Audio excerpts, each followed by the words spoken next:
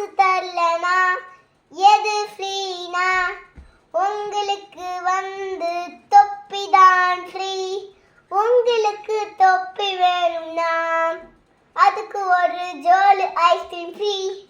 உங்களுக்கு வேணும்னா வாங்கிட்டு போங்க. அப்புறமா வந்து அந்த ஐஸ்கிரீம்ல மருந்து போட்டிருக்கும்.